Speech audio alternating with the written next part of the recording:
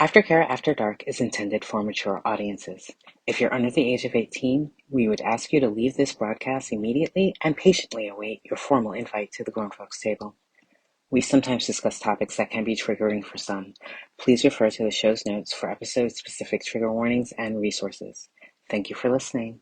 Hello, everyone. Welcome to Aftercare After Dark. My name is Miss G. And I'm Yolanda. We're two sisters helping each other navigate these kink streets. Aftercare is time spent communicating and taking care of your partner after sex and or play. But who does this vital work when you're single? We are here for each other and those of you who are also exploring. Today, we're talking about decentering men. Miss Yolanda, start us off. We're talking about how we do that in our own lives, how we've managed it when we are still attracted to men. It's so sad. Why do I have to laugh every time I'm like still attracted to men? It hurts me. It hurts me to say it. It's not the first time and it's not the last time I'm going to say this, but like it just goes to show that sexuality is not a choice because with the state these men's are these days, I'm like, you did it too. You did it too. It's like a tick. It's like with the state these men's are today, I want to be gay. I am gay, so that's fine. I just want to be fully lesbian. Like if I had a choice, I would be fully lesbian. If I had a choice, I would not be attracted to men. But here we are. Listen, we love the good men's. You finally met one. You finally met a good one. And like you got to sift through a lot of garbage to find the good one. The good ones are worth it. A la poubelle. Like trash. I mean, the good ones trash. are worth it. But god damn it, we have to suffer to find them. The good ones are worth it, but my goodness, the amount of suffering and trials and tribulations that we go through to find the good ones, the gems are worth it. There are good ones out there. I know. Every time I talk to you or anybody else about it, like, I guess I have a boyfriend now. I do have a boyfriend now. I like him. I really, really do like him. I like him a lot. And it bothers me that I like him, but not in a problematic way because he has that fuck yeah energy. So decentering men while dating, how is that working for you? And how does that look like for you? Celibate, queen celibate for so many years. And then quasi celibate for years in between that, right? So I would go do my business, come back a year, 2 years would go by. I would do it again, catch a flight, not feelings, come back and like go back to my regular life, not seeking, not really looking, not being intentional. Now I'm intentionally looking for a lot of things that fall outside of the normal range of romantic and sexual activities. And on the apps, there are just a lot of men. There are a lot. Some numbers say like 6-1 for men to women. I have tried to find women on the app. I have engaged with women on the app. It's hard. It's hard. I think women are super popular. I think we get booked and busy regularly. And we're out here, we're exploring, we're doing a lot of things. It's hard to find a girl on the internet. I've been engaged by a woman once. No, twice. One was an Instagram scam. Like she was like, just join my Instagram. And I was like, oh, you are so gross. You're so gross. Like we had back and forths for like 2 days when it was like, I'm not exchanging numbers with people. I'm only interacting on Instagram. And then I go to Instagram and her business is about fitness and everything else. Like, come on. So fitness guru. And I'm like, so gross. I was so mad. So I get engaged by a ton of men. I didn't want this journey to be male focused. I didn't want it to be, but it ended up being because that's who interacts with me. Even in my fantastic pairing now, the male engaged me first. So like, it's hard, especially when you are engaging with people, meeting up with people, to let them know exactly who you are and show up that way every day. Like I don't change. I really don't. Like I don't show up as one thing. We talked about this across media. Who's talking to you right now is the way that I talk to you in real life. This is who I am. This is who I am. What about this says that I'm not about my business? I'm consistent. I am so consistent. I'm happier by myself. I'm happier by myself up until this point. Like things have changed for me a little bit. The key to decentering men is not having them at the center of anything that you do. When I got divorced, that was kind of it for me. Didn't want anybody except for my daughter to be the center of my universe. I started with her And then I started working with me. I started working internally with me and learning how to get along with me, learning how to like myself, taking steps to love myself. I'm not perfect. I'm not perfect. I struggle with identity as far as how I show up in the world. And this is for everyone, including my friends. And I have a lot of girlfriends. I have to be perfect in order to show up. I can't be sad. I can't be messy. I can't be a burden. I can't get in the way. I can't take up too much space. I can't take up too much time. That's childhood trauma, right? If you show up and you are not 100% all of the time, then you are worthless. That is that is the chime of that really broken person inside of me. And it has taken me so damn long to quiet that voice. It's not gone. It may never be gone, but to quiet it, to do the thing anyway, to show up for people authentically, to show up as myself all the time is a fight. It is a fight to do that. It's active resistance to do that. So I'll be damned if any man takes that away from me. It's hard earned. Every breath that I take post my divorce is in defiance of the patriarchy. It just is. I'm not doing it anymore. Welcome. Welcome. At my big old age, what, 34 years old? And we're way past that, right? This is like for the first time in my life, I'm really focusing and placing a lot of emphasis on being okay by myself, loving myself, wanting to spend more time with myself, right? So, like, the whole point of decentering men is taking men out of the focus and taking men off the priority list because so many of us have been groomed from fucking birth from a very, very young age to act a certain way, to look a certain way, to present ourselves a certain way, to present ourselves in a way that is pleasing to men. And for somebody who grew up like me, like I grew up Mormon, I went to a Catholic school. And so, like, we got both examples of the patriarchy where, like, modesty was a thing, virtue was a thing. You just had to conduct yourself in a way that would signal you as someone who is mate worthy or like someone who's like wife worthy of being someone's wife. And so, like, so many women and girls like us have been just groomed and raised from a very young age to get married, have kids, change your last name to his name. Never did that. I never did that. I said it was laziness, but there was also something there. You know, when you're in the military, you have to change all of your uniforms. And so I always use that as an excuse. I'm saving money. Okay, I don't have to get all new name tags. I don't have to have them sewn in. I'm saving money. I never changed my name. And I think instinctively I knew. Instinctively, before it was over, before I said it was over, I instinctively knew not to change my last name. Thank goodness. Do you know how much paperwork that is? How do people do that? How do they get married, change their name? Your birth certificate, your social security card, your fucking ID, your license, everything. And like with the military, it's like your CAC card. You got to go to S1 to change your records and shit like that too. See, it was just a lot of labor for a woman to be picked by a man. She had to go through all sorts of in order to be his wife. So, like, for those of us who just, like, again, raised and groomed from a very young age, this is your purpose in life, is to grow up, have children, raise a family, and cater to your husband. So this idea of we have to give up our dreams, your worth as a woman is signaled by how much you can sacrifice, how much of yourself you can sacrifice in the process of being somebody's wife and being a mother. And we see this all the time, women coming out of marriages after 20 plus years, and they don't have identity. They don't know who they are. They've spent the last 10 plus years, 12, 15 plus years raising children, and they're coming out of divorces with nothing to show for it, no degrees. Now they got to go back into the workforce, and they've got this 10-year employment gap. And then, like, those men are over here bitching, moaning, complaining that she robbed him, that she's taking money and taking child support and all and robbing them, when in, like, reality, you robbed us of our youth. So that's kind of where we're at with, like, decentering men. It's not necessarily they're not important in our lives, but it's just like taking the priority of the focus off of them. We're no longer aiming to please anyone. We're no longer being happy that they're giving us attention. Attention ain't nothing.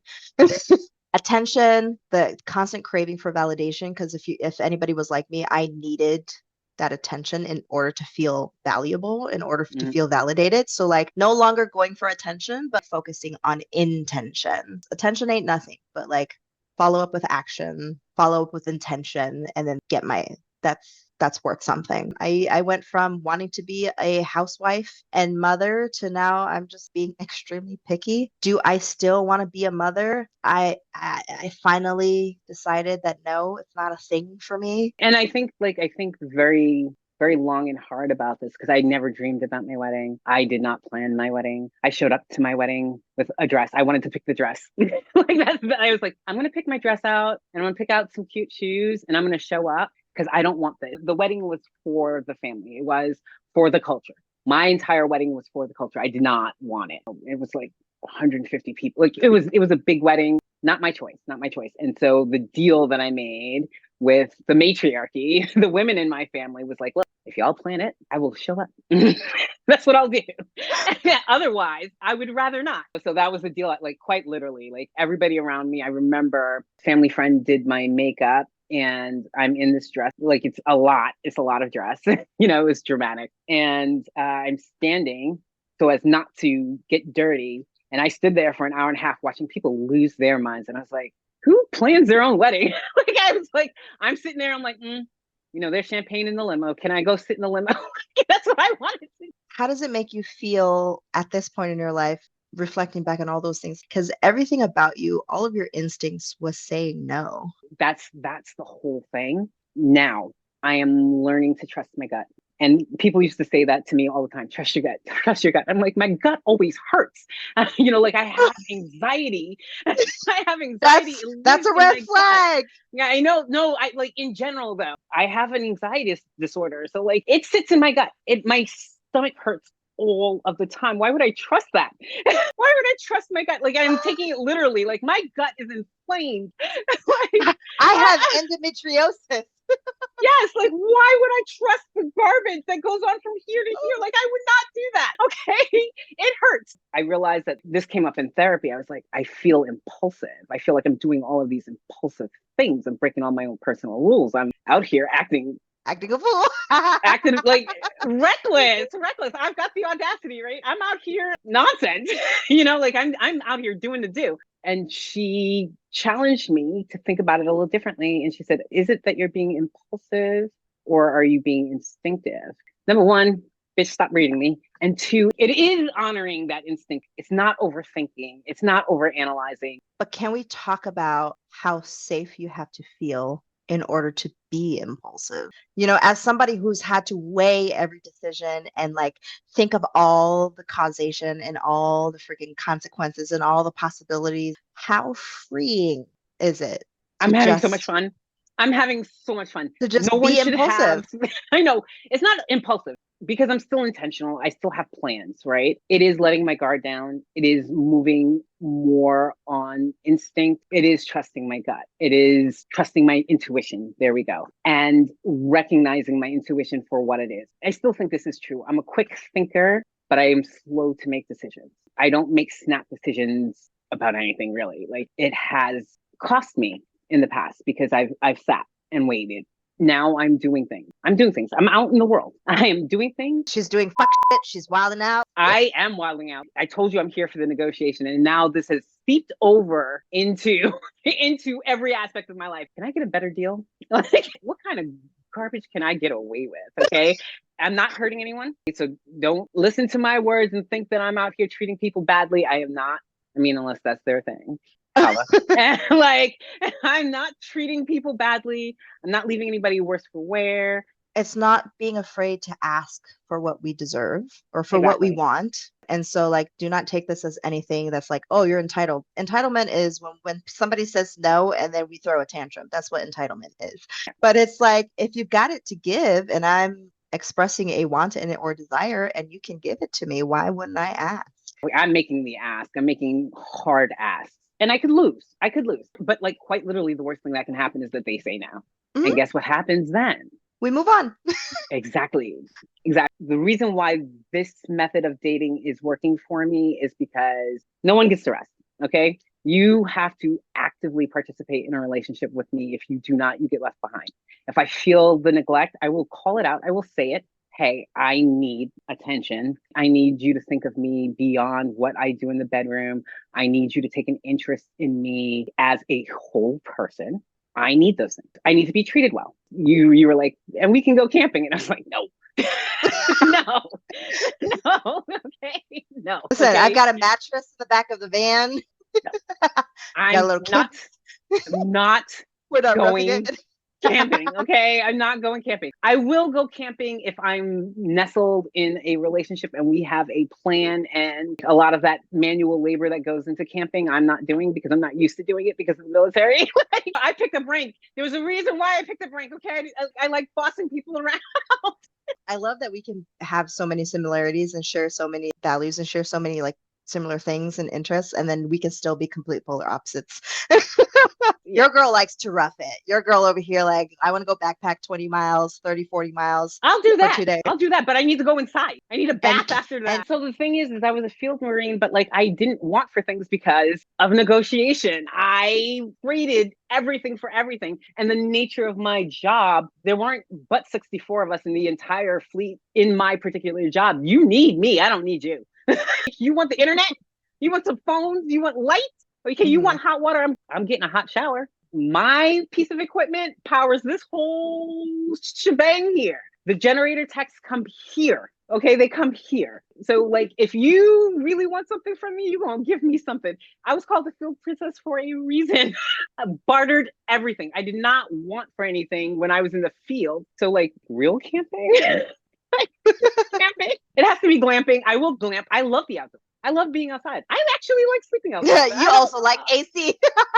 I like not being eaten alive by mosquitoes. Yeah, like it has to be a glamping situation. Like I need some luxury, comfort, creature comfort. This soft baby skin. No, we're not wrecking that. Sun damage. Okay. No, we're not doing it. We're not. All right. Coming right back to decentering men. But we are talking about ourselves. I'm still into dudes, sort of. Yeah. And I find that there is a population of, especially like the male species, who are throwing a tantrum over this entire topic. But like decentering men from our lives doesn't mean we love them any less. Speak for yourself. We love them any less. I love the good men. I hate the bad ones. The bad ones can go kick rocks.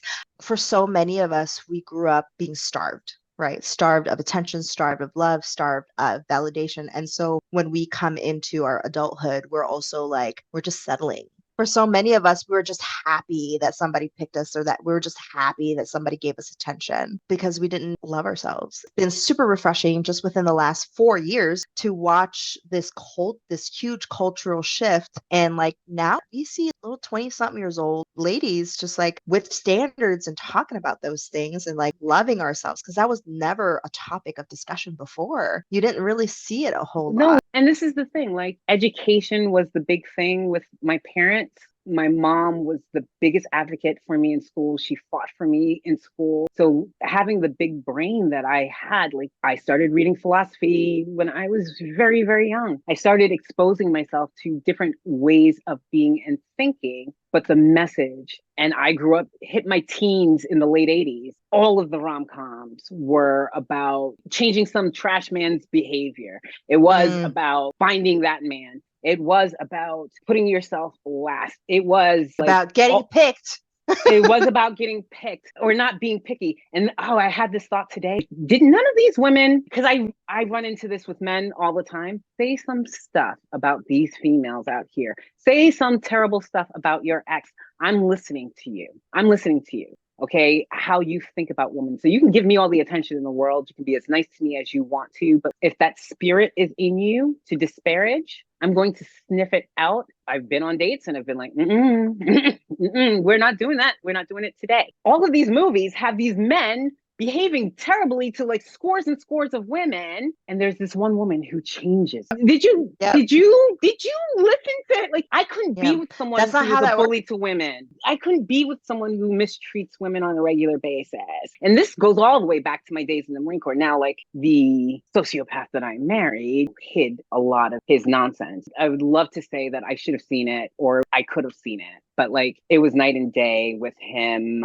It changed radically the first time I said no, but I was still accommodating. I was still apologizing for existing. I was apologizing for my disposition. I was apologizing for outranking him, making more money. I was apologizing. Oh no. Yes, I was apologizing for just being me all of the time.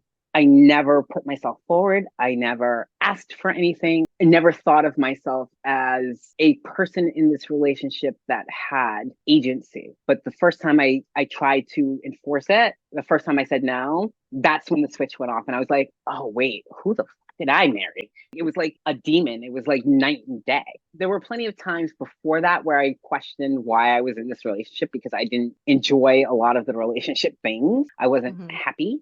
But it went from kind of neutral to a nightmare kind of overnight. That's exactly what happened. Wouldn't that be just the testament of the conditioning and the grooming that suffering in a marriage and suffering in a relationship is so much more desirable than being fucking single and lonely?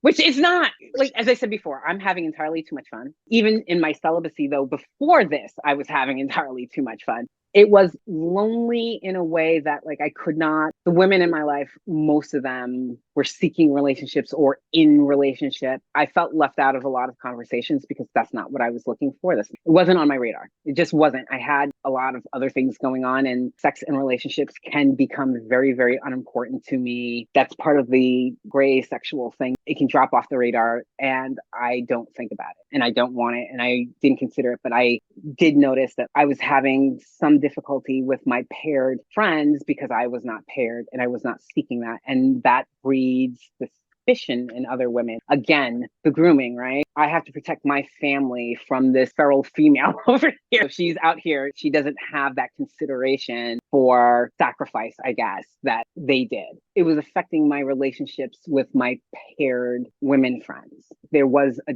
distance between us because I didn't want the things that they want. I wasn't staked to any particular thing or place. Like I could get up and leave. I had freedom. And I think that does put a strain on relationships when person doesn't have that agency.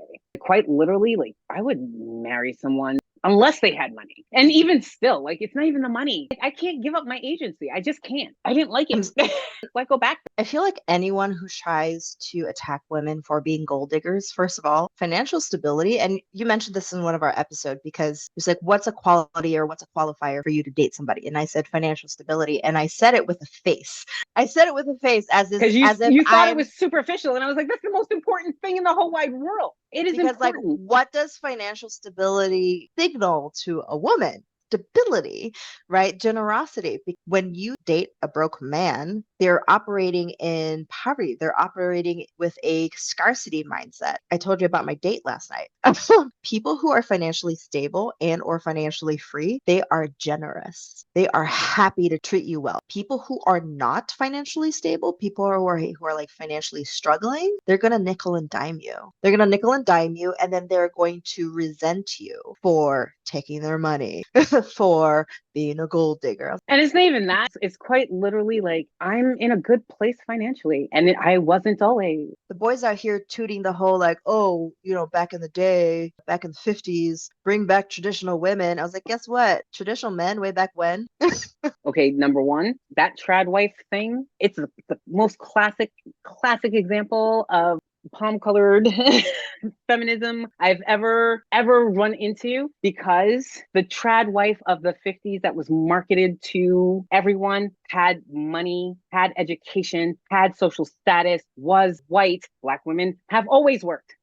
Okay, brown women have always worked, of various class levels. Okay, poor white women have always worked. So like this idea that this very small part of the population of the US in the 50s enjoyed the fantasy. It's a fantasy, and we don't talk about all of the drugs these trad women took. Oh, back when Coke actually had Coke in it? No, we're talking about they were prescribed Valium by the fistfuls because they couldn't manage. They couldn't manage the expectations of keeping up that fantasy. Facade. So anybody who tries to toot this, oh, bring back the trad wives era, the 50s era, oh, you want modern day slavery. That's what that is. And you want a zombie for a wife, because a lot of those wives that could afford that lifestyle were martyred Martyrs. Okay, lost their damn minds. Lobotomies were still a thing in the 50s, and women got them all the time. If you spoke up, if you spoke back, if you disagreed, if you were in any way combative or disagreeable, the difficult woman trope, your husbands had the power to institutionalize you and lobotomize you against your Yeah, will. like the fairy tale version of this, and this is why I say I'm tired of dealing with people who were raised by TV, because Gen X starts this, right? Like we were raised by television. We were neglected as a generation across the board. That's the thing that you're going to hear from a lot of Gen Xers. And y'all, we're raised by the internet. Not good places.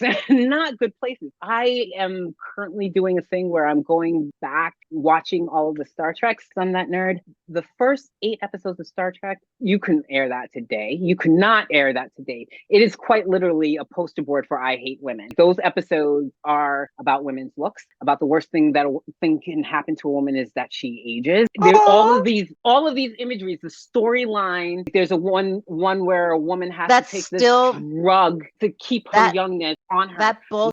That bullshit is still being toted today. To this day, podcast bros are still going to say bullshit like that. Like, oh, the more the woman ages, the lesser her value. I'm like, I'm sorry, babies, but when a woman is 18, her entire demographic of dating potential and mate potential is men all the way up into their fucking 50s, because you can't tell me that a 50-year-old ain't going after an 18-year-old. When you're 30 something, your fucking age demographic still goes into the 20s and then 40s and 50s and 60s. Your 40s, oh shit, it just bumps it up into the 70s. The oldest person I entertained was 64. And so, you can't tell me that a fucking woman decreases in value the older she gets. Sorry, but supply and demand. The demand for women's attention will always be there. Why? Because men are thirsty motherfuckers. Y'all love vaginas. You cannot live without it. Listen, they can, because some of them are living in the basements of places. Oh, they can. But they're angry. They're angry and they're resentful. I know they're angry, and they're but hateful. do the work. Quite literally do the work. They are resentful and they are angry as hell about it. When a woman too says she is celibate, oh my goodness, watch how angry they get. We missed this whole thing. We did the Bumble Stumble episode, but we missed, yes, sometimes celibacy is the answer. If you can't get what you want, sometimes being alone, number one, it's not that bad. Watch the dudes come out of their basements and be like, this whole celibacy thing, it doesn't make any sense for you to make it so fucking hard. I just swiped on somebody on freaking Field, and his summary was, it can't be this difficult to get laid. I'm like, bro, have you ever just looked at yourself in the mirror and said that you suck? Something about you sucks. It's that difficult to get laid when you suck. So back to Decentering Men. I think all of this rolls into it. They're not appealing. They're not appealing. And they are still out in these streets doubling down, tripling down on that. It's our fault. It's our fault. This is my thing. I tell men this all the time. Would you say this to a man? Would you treat your male friends like this? No? Then why are you trying me? I'm a human being. I'm a whole human being. No, you're a sex object. That's your job. That's your entire purpose in life. That's your entire purpose in life. That's your entire purpose in life, babe. It's to house a penis. That's what that is to be a safe place, for things. Listen, if women are raising their standards and learning how to love themselves so that they can attract the right partner, how hard is it for men to say the same thing? It's super difficult. Go do the work. Yeah, but they go to therapy. They quite literally weaponize therapy. They'll talk to you in these terms, and I'm like, oh, so you've been to therapy? None of that sunk in. Nothing sunk in. You are using I'm out of spoons on me. The first time I heard that phrase was 2016 or something. And I was like, what is this? Again, I didn't grow up American, so I don't know. There's a lot of sayings and a lot of phrases that just flows over my head. So I get to play that card sometimes. I don't understand. What do you mean by that? I actually had someone, and this was coming out of the gate, that I'm going to quit. I just started this journey and I don't want to do it anymore because this man treated me really badly. And he literally got on the phone with me and said, I got to feel myself. He's like, oh, I feel like this was a 50-50 conversational thing. It wasn't all about me. He was keeping score. He was keeping score of how much a person talked. He was like, oh yeah, I let you have your say. It was 50-50. You are literally doing a word count on our conversation. Do you not see that that's Same man mentioned spoons to me in the same. I'm sitting here with my fidget spinner and my stress ball.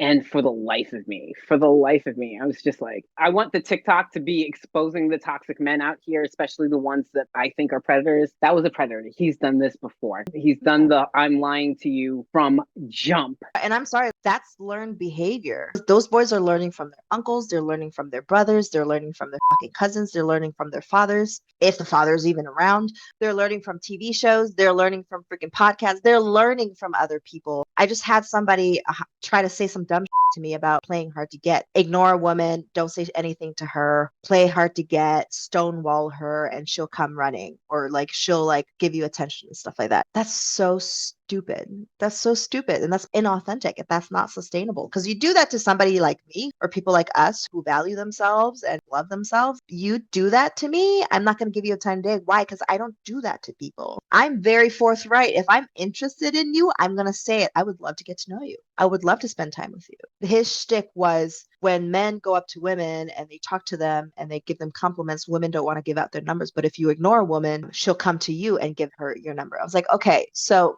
let's go ahead and unpack that, because there's these covert contracts. When men approach women and give them a compliment, it's almost always followed up with, can I have your number type of situation.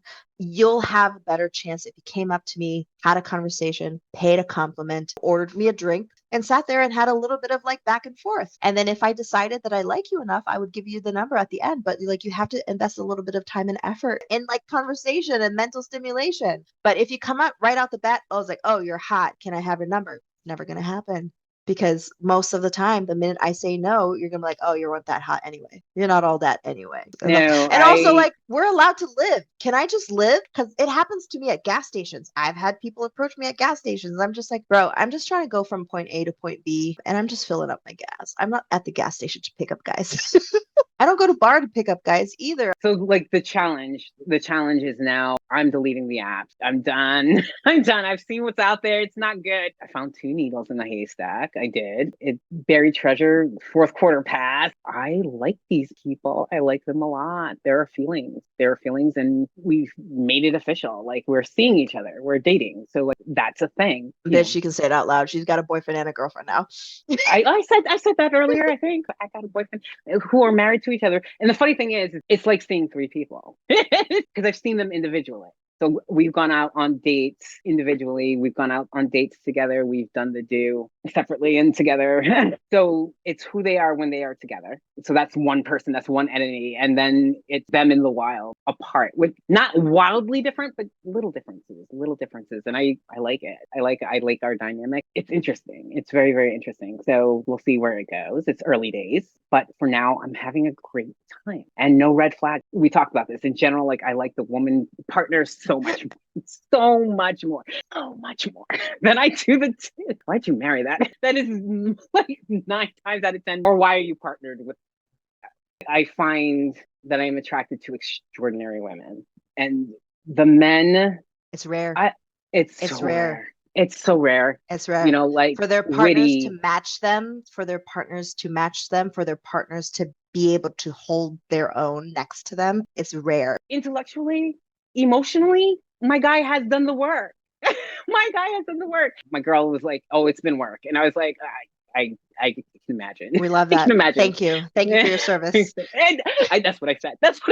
Okay, because like that's what I want. I'm so envious, and I'm not jealous because like I'm envious of you. We're living vicariously through you, and I'm sure the girls in the group chats. But you saw the struggle. You saw the struggle. You've been here. You've seen weepy, cryy, ragey Yolanda, like ragey, just mad. It has been a journey, but again, the advice, 2 bits of advice. 1, you need to have a group chat. Start calling these boys by their names. It's very hard. It's very hard for me. If you end up in the group chat, you're done. You are done. So you need a good, strong group chat. Okay, memes and everything. Flame these bad boys. So that's 1. But 2 is making the ask early. You're not going to needle someone to do the right thing. You're not going to change a person's personality. You might be able to work with a diamond in the rough. You might be able to do that so that there are rough edges and you can do education around that. My toxic trait has always been going after situationships and going after hookups and going after one night stands and friends with benefits and like that, and then thinking that I can change their mind later. No. But listen, trash behavior. That's in the past. In the past. We don't do that. It's make your ask right up front. If it doesn't make sense to go through 6 months, a year, 2 years of nonsense and then start asking for things. Again, covert contracts. If I treat you really good, you're going to treat, no, I'm going to ask you. I'm going to ask you. You know, and that's also trauma, you know, for those of us who struggle with that, with making asks, that's trauma. That's being denied, having your needs unmet for so long, for your entire life, that you didn't have the courage to ask for it. One, didn't think you deserve it. Two, and then being afraid of rejection. And like, I'm a math person, so like, I don't even know why it never occurred to me beforehand. But I have nothing, right? I have nothing. I'm with this person. I have nothing. I wait for 2 years and I still have nothing. Why? Why? Because if at the very beginning I say this is what my expectations are, right? And this is exactly what I'm going to ask for. And what I want out of this relationship early going, right? Is this first date stuff? Some of it is, some of it's not. But as you're getting through that first month or so of like we're getting to know each other or whatever, you know me. You know me by the time that time is over. If we see each other twice a week, once a week, whatever it is for that month, and we're talking electronically, I'm not hiding any aspect of my personality anymore. I'm not doing it. If you don't like it, then I'm not for you. I'm not for you. I'm not for you. Okay. And that's fine. I'm out here still dating men, but they are not the focus. I'm a solo poly. I intend to stay single. I don't intend to formalize any relationship in a legal way with anyone, probably ever. If it happens, it's going to be a marriage of convenience, and I'm the one who needs the convenience, all of the convenience. Okay, if it taxes me at all, no, I'm not doing it. I want to touch on all, like, how are you supposed to be single when you have a girlfriend and a boyfriend? I'm talking about legal, by paperwork. Okay, I'm going to live in this house. It's my house. We can have visitors. You won't have to go home. Supervised. Have to go home. Supervised visitation. Yes, you're going to have to go home. Okay, you're going to have to go home. I'm not moving in with you. We're not commingling our finances. It ain't gonna happen. It ain't gonna happen. My end goal is to die alone with a bunch of cats. That's exactly what's gonna happen. And hopefully there are a bunch of people here too. And it's a party. I think for me, I was never open to marriage when I was younger. Marriage was never something that was modeled to me in a way that was desirable. In a way that was something I would desire in my adulthood. The marriages that were modeled to me were like very abusive and painful and all those things. And I got to watch my mother be financially abused. It was never a thought. My focus was education. My focus was financial stability. My focus was be good on my own, stand on my own 2 feet, support myself, support my family. My whole life was also supporting my family. So it's again, about to be 34 years old. First time in my life where my family is not my responsibility anymore. It's still there in the background. Oldest girl syndrome. I've lived for so long providing for my family, and now I'm in my me era. And so I'm finally like, I'm open to marriage. I've been groomed from a very traditional household too. So like when I think marriage, I'm thinking husband. That's what comes into my mind. Am I open to a wife? Yes. Am I open to a wife? Yes. I just haven't met one who has brought that side out of me, who has brought those things out of me. But I think for me, it's breaking generational trauma and the generational curse. I also want to be the one that models what a good, healthy marriage is supposed to look like. And there are out there, again, my couple, they are married to each other. I like them when they are together. It's part of the attraction, how he treats her. He's her biggest fan.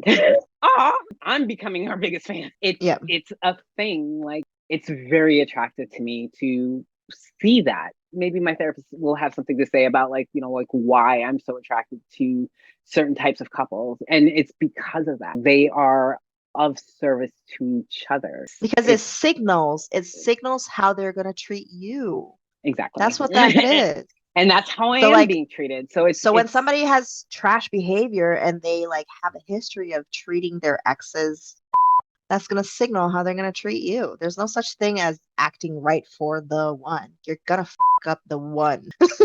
That's what that is. So like act Mhm. right now. Act right Yeah. with everybody. Even if that person's not your person, that person's somebody else's person. So like I don't want to be responsible for why this person has trust issues. I don't want to be responsible for why this person is so traumatized that she or he has to heal, and they're going to like fuck up whatever it is, all their future relationships as well too. This is where we're at. Got to love yourself first and foremost. Value yourself first and foremost, and that's set yourself up for the partner that you want. And the same thing with the men's. Boys, if you're out here and you are single and you are wondering why it is that you can't find the woman of your dreams, join the club.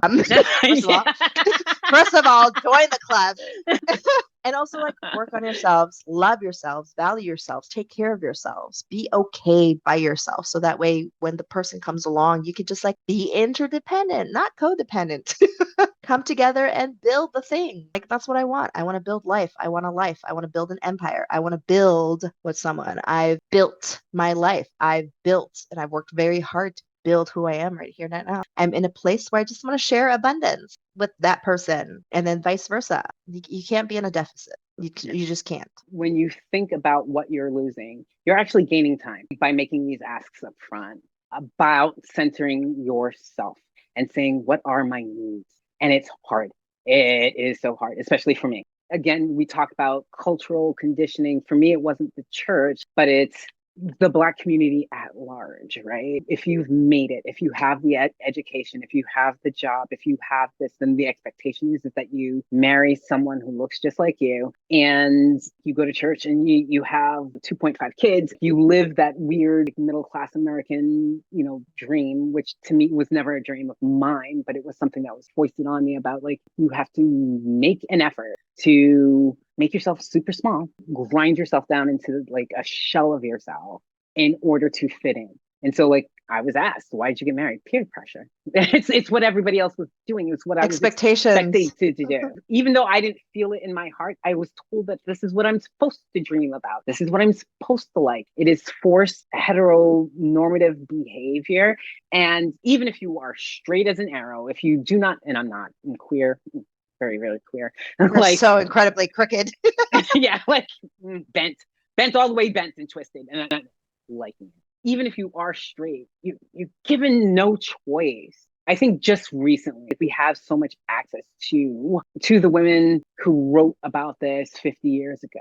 We have access to libraries of things, different ways of thinking, of different ways of being. We are seeing in real time the young ladies on the gram talking about like, I'm taking myself out for a date.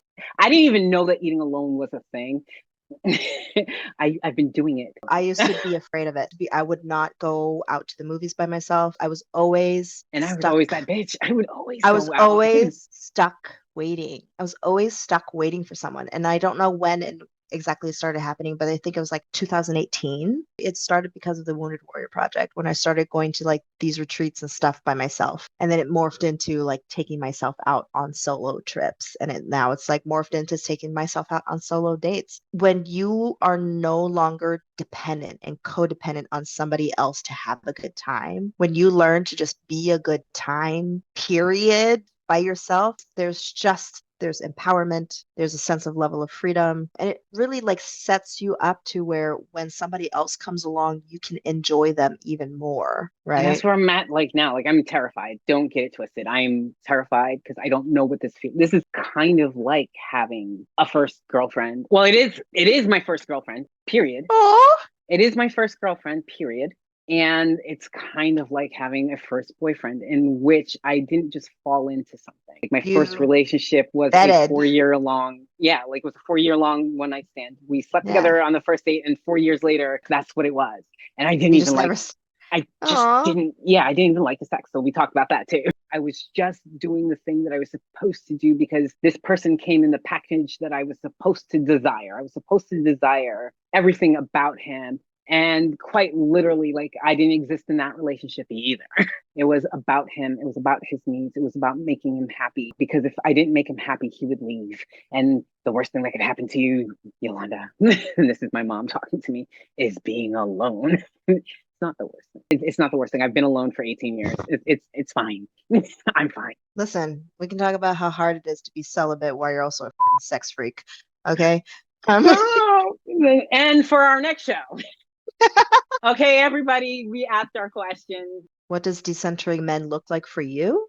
If pairing up is your end goal, can you really say that you have decentered men as far as marriage is concerned?